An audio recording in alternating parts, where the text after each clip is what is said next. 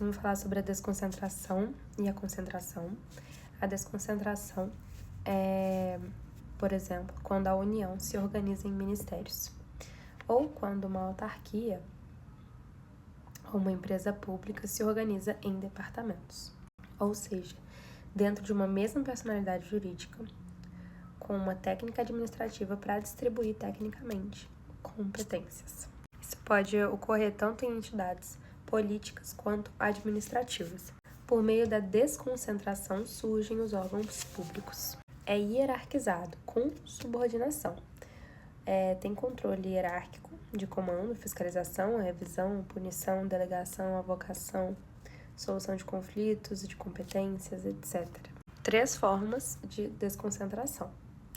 Em razão da matéria, por exemplo, o que faz, que aí seria o Ministério da Educação ou da Saúde, por hierarquia ou grau, que seria o nível, por exemplo, ministérios, superintendências, delegacias, ou territorial ou geográfica, que aí seria onde atua. Por exemplo, a Superintendência Regional do INSS do Norte, do Nordeste, etc. O que é a concentração? É quando uma personalidade jurídica da administração pública extingue órgãos, reunindo competências em menos unidades. Por exemplo, quando uma secretaria municipal diminui o número de subsecretarias. Vamos falar sobre a diferença entre desconcentração e descentralização. A desconcentração cria órgãos, tem uma mesma personalidade jurídica, tem uma hierarquia e é técnica administrativa. Já a descentralização cria entidades, tem uma personalidade jurídica distinta e não tem hierarquia com vinculação. Ela dá origem à entidade administrativa ou delegatórios. Um exemplo é a Universidade Federal, que é uma autarquia federal, fruto de uma descentralização por outorga, ou seja, a União cria por lei uma entidade separada para executar uma determinada função e tem dentro dela a pró-reitoria de graduação, que é um órgão interno. E aí isso é a desconcentração, que é a divisão interna de tarefas dentro de uma mesma entidade. Os órgãos públicos são centros de competência sem personalidade jurídica, que atuam por meio de agentes, em nome da entidade política ou administrativa, que integram. Eles não têm capacidade processual, ou seja, são despersonalizados, e tem uma exceção. Por exemplo, alguns órgãos importantes como o STF, o Tribunal de Contas, o MP, o Senado, eles têm uma natureza constitucional e pode ocorrer um mandado de segurança, que é uma ação para proteger o direito claro e imediato. Então, é uma exceção decorrente do Código de... tem também uma exceção decorrente do Código de Defesa do Consumidor, no sentido dessa natureza e capacidade processual. Na maioria das vezes, os órgãos são criados por lei nos poderes executivo, judiciário, Ministério Público e Tribunal de Contas, mas no Poder Legislativo, a Câmara e o Senado dispõem de atos próprios de cada casa sobre a criação e extinção de órgãos. Centros de competência especializada dispostos na intimidade de uma personalidade jurídica, sem personalidade jurídica e vontade própria, com intenção de garantir especialização nas atividades prestadas, com maior eficiência, são chamados órgãos, sejam da administração direta ou entidades de direito público da administração indireta, e só podem ser criados ou extintos por lei. Esta foi uma questão que era para dizer se era verdadeira ou falsa, e está verdadeira. Bom, administração direta. Que é isso? É um conjunto de órgãos que integram entidades políticas e que exerce atividades administrativas do Estado de forma centralizada. No âmbito do Poder Executivo, a administração direta é formada pela Presidência da República e ministérios.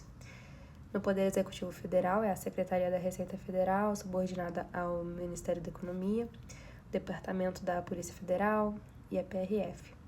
No Poder Judiciário Federal, são os juízes singulares e tribunais regionais federais.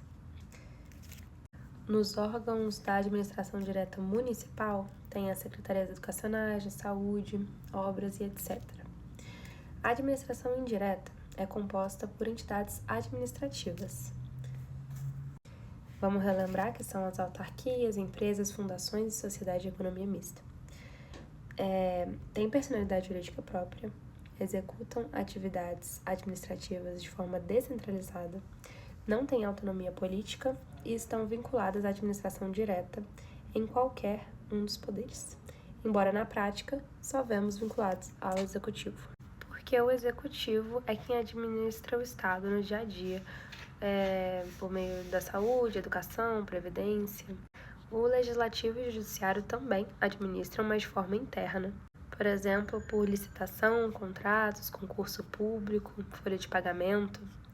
Mas isso costuma ser resolvido com órgãos internos, como secretarias, diretorias, por desconcentração, e não por uma criação de uma nova entidade com PJ próprio. As autarquias e fundações sempre têm o objetivo de desempenhar atividades administrativas, enquanto as empresas públicas e sociedades de economia mista desempenham atividades econômicas em sentido estrito. Os consórcios públicos podem adquirir PJ de direito público ou privado e não é entidade nem integra a administração pública. O consórcio, ele pode adquirir uma personalidade jurídica de direito público, e aí ele vai ser visto como uma associação pública ou autarquia, ou de direito privado, que aí não é entidade nem integra a administração pública. Consórcio é uma parceria com personalidade própria, pode ser para transporte ou saneamento básico. Então, por exemplo, quando 5 cidades pequenas não conseguem se manter no sentido da saúde, e eles se juntam, criam um consórcio público da saúde para contratar juntos médicos especialistas, comprar medicamentos.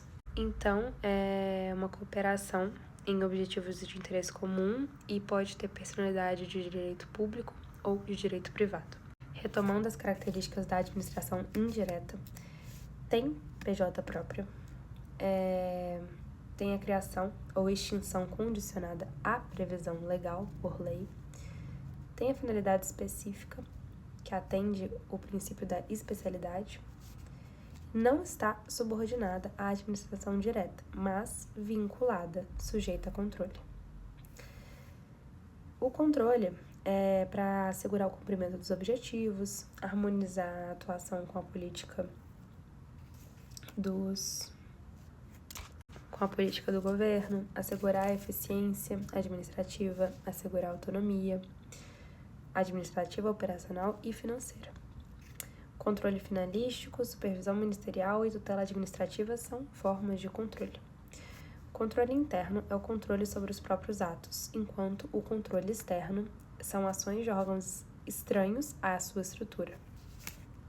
As entidades da administração indireta podem ser de direito público ou privado. De direito público são criadas por leis específicas, enquanto de direito privado é criada pelo registro de ato constitutivo. Ato constitutivo pode ser tanto um estatuto quanto um contrato social.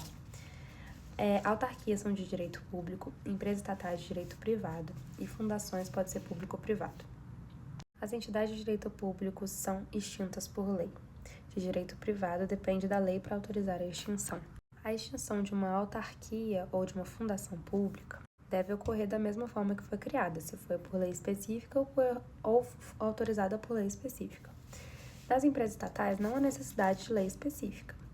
É suficiente uma autorização legislativa genérica, mas tem a exceção de que quando a lei definir expressamente que a extinção depende de uma lei específica. Por fim, é considerada correta a afirmativa de que a iniciativa do projeto de lei para a criação de entidade administrativa cabe ao chefe do Poder Executivo, mesmo que todos os poderes, inclusive o Judiciário e o Legislativo, também tenham essa iniciativa. Quem é de direito público, autarquias. Quem é de direito privado, empresas públicas e sociedade de economia mista. E as fundações públicas podem ser de direito público ou privado. É isso.